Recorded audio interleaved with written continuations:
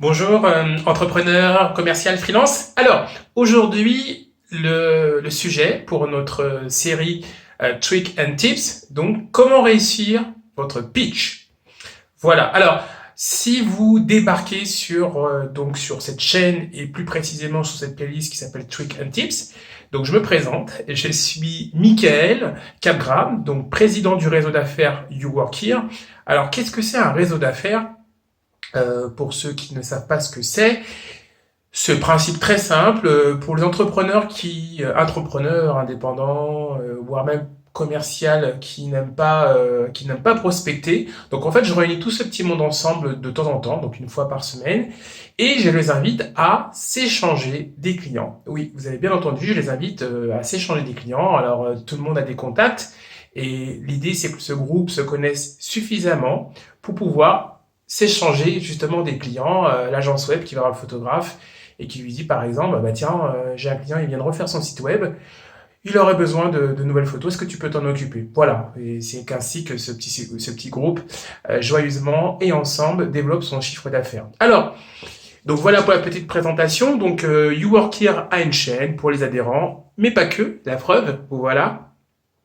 Alors, aujourd'hui, on va aborder donc le sujet de comment réussir votre pitch. Alors, je trouve ça très intéressant, cette thématique, comme toutes les autres, mais celle-ci, parce que elle me tient à cœur pour la raison suivante, parce que j'ai été également consultant de prise de parole en public, et j'ai pu, des formations professionnelles, constater que c'était pas forcément toujours au point, cette partie-là. Bon, c'est des choses qui arrivent, hein.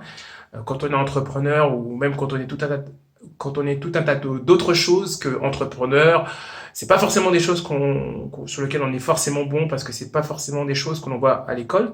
C'est même pas du tout des choses qu'on voit à l'école.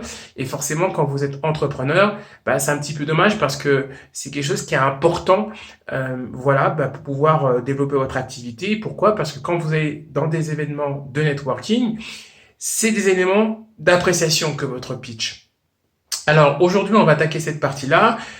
Comme à l'accoutumée, si vous souhaitez aller plus loin sur ce sujet, vous avez un article, voilà, un article écrit qui va aborder le sujet de long, en large, dans le détail. Cet article, vous pourrez le trouver dans la partie description de cette vidéo. Voilà, donc vous avez un lien et vous pourrez aller là-dessus. Là, on va juste résumer deux, trois points. Ça tient à peu près 8 minutes, c'est du court, vous pouvez tout de suite l'appliquer, puis si vous souhaitez aller plus loin, bah, vous savez ce qu'il vous reste à faire.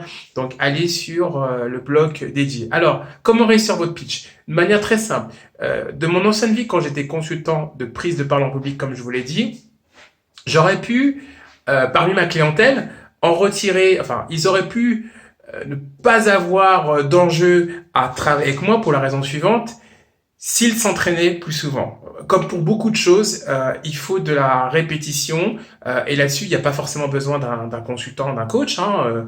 Vous, par exemple, si vous savez que vous avez un événement de networking qui est prévu, eh ben écoutez, dans ces cas-là, calez-vous des petites plages pour pouvoir vous entraîner dessus, hein. C'est pas très compliqué. Alors, si vous avez la chance de connaître le temps que vous aurez pour présenter votre pitch, disons 1 minute, et ben quand vous faites votre séance d'entraînement, ben voilà, vous vous calez 1 minute pour voir si ça tient. Et puis moi je vous invite aussi en parallèle à l'écrire. C'est très bien d'écrire, ça permet de mettre les choses un peu plus à plat pour voir si c'est cohérent, etc. Alors est-ce qu'on l'apprend ou est-ce qu'on l'apprend pas par cœur? Bon, ça dépend des écoles. Moi je serais un petit peu entre les deux, c'est-à-dire pas faire un apprentissage par cœur, encore que si vous soyez à l'aise, allez-y, hein.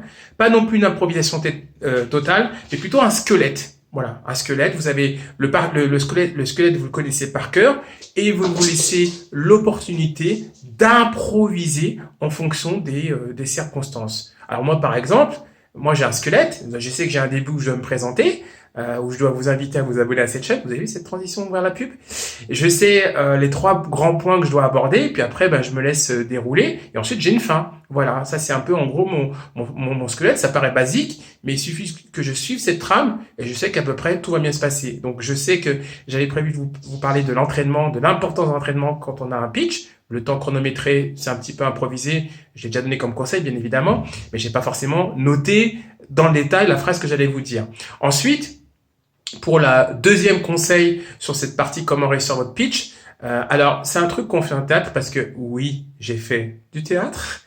Et en ce sens, moi, je vous invite à vous entraîner au niveau de la diction, parce que il peut vous arriver plein de choses, mais le pire, ce serait que vous ne soyez pas compris. Alors, vous prenez un stylo, j'ai pas de stylo, hein, parce qu'en même temps, j'ai l'autre main qui tient le téléphone, donc vous le mettez ici, et vous vous entraînez en même temps à dire votre pitch. Voilà, et ça vous entraînera, plutôt ça vous forcera à articuler quand vous direz votre pitch. Voilà pour le deuxième conseil. Et ensuite, le troisième, qui n'est pas des moindres, c'est travailler les images. Les images, c'est quelque chose qui frappe l'esprit. Quand vous utilisez les images, vous faites appel à l'imaginaire. Vous pouvez faire aussi appel aux émotions. Parce que il peut arriver que vous soyez sur un secteur qui soit un petit peu complexe à comprendre. Il peut y avoir aussi des difficultés pour votre auditoire, selon le secteur, à comprendre votre environnement. Typiquement, par exemple, l'ingénieur, l'entrepreneur qui a développé une application, il serait tentant pour lui d'utiliser un jargon. Évitez si vous savez que votre public n'est pas des techos comme vous. Mais avec l'utilisation d'images, c'est quelque chose qui est beaucoup plus parlant. Voilà, je vous donnais juste un exemple. Supposons que alors j'ai pris l'exemple du secteur technique.